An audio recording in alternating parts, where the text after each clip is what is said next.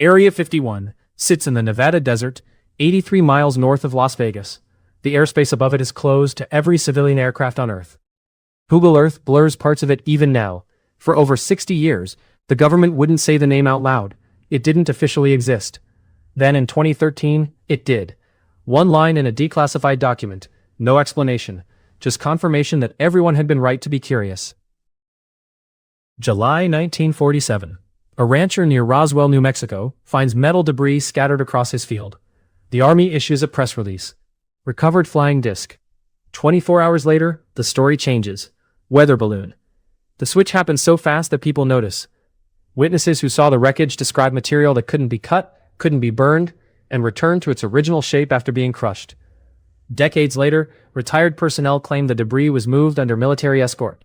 Destination unlogged. Area 51 didn't exist on paper yet. That's the part that doesn't add up.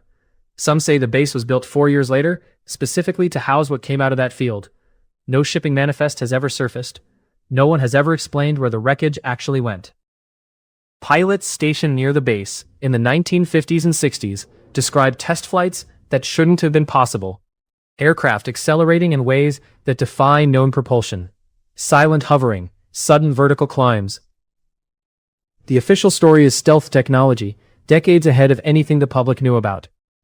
But engineers who later came forward described something stranger. Materials on the test aircraft that didn't match any known alloy. Components that seemed to have been studied, not designed. One former contractor claimed his team was handed fragments and told to figure out how they worked, not how to build them from scratch. He was never allowed to keep notes. The projects he described have never been declassified. Underneath the hangars, according to multiple unverified accounts, sits cold storage. Not for equipment, for remains. The rumor has circulated since the 1980s, always secondhand, always from someone who says they can't give their name. No photograph has ever surfaced, no body has ever been produced.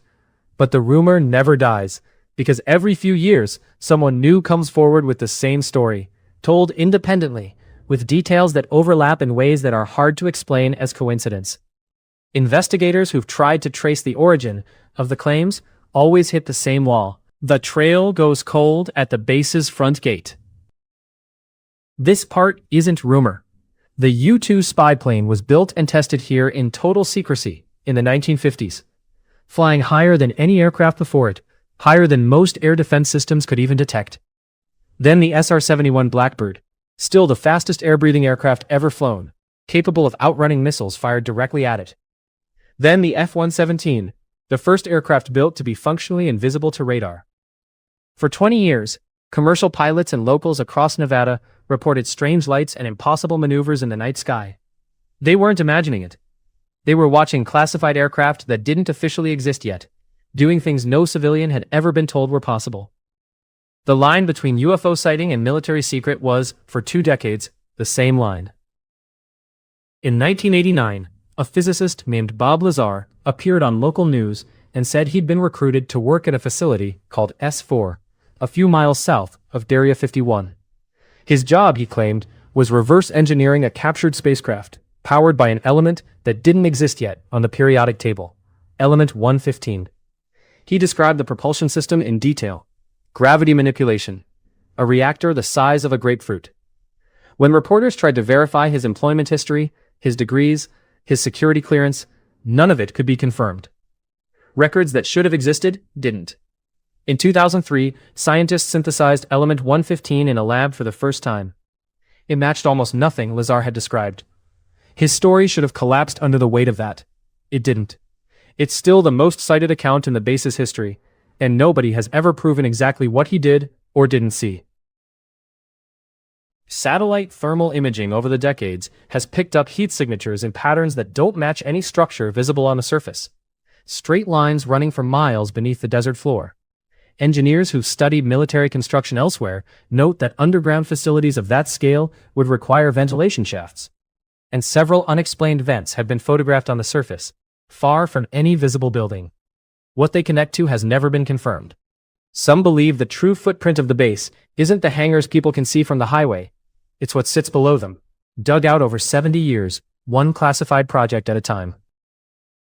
Declassified files confirm that directed energy weapons, lasers capable of disabling electronics from miles away, have been developed and tested by the US military since at least the 1980s.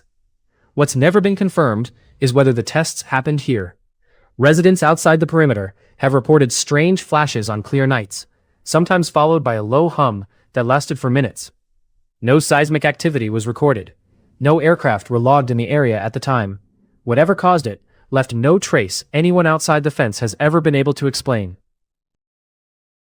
The CIA's MK-Ultra program is a matter of public record now, declassified after a Senate investigation in the 1970s. Human subjects, dosed without consent, monitored for behavioral changes. The program was based across dozens of sites nationwide. Area 51's role, if any, has never been confirmed or denied.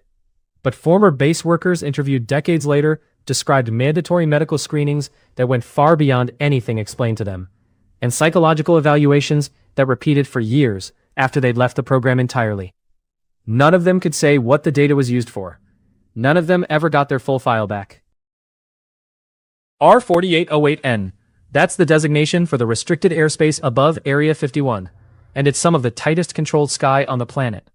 Ground sensors detect movement from over a mile out. Security contractors, known locally as the Camo Dudes, patrol the perimeter in unmarked trucks, authorized to detain trespassers before local police even arrive. In 2019, over 2 million people signed up online for a mass raid on the base, half joking, half serious. The event that followed drew a few thousand curious tourists to a gas station miles from the fence. Nobody got close. The base is still active. Construction continues. Visible and satellite images updated every few years. New hangars appearing where there was empty desert before. Job postings occasionally surface online for contractors with the right clearance level. Vague about the work, specific about the background check required. Whatever's being built, whatever's being tested, it's happening right now, a few hundred miles from Las Vegas, behind a fence most people will never get within 3 miles of. The government has confirmed the base exists. It has never confirmed what's inside it. After 70 years, that hasn't changed. Maybe it never will.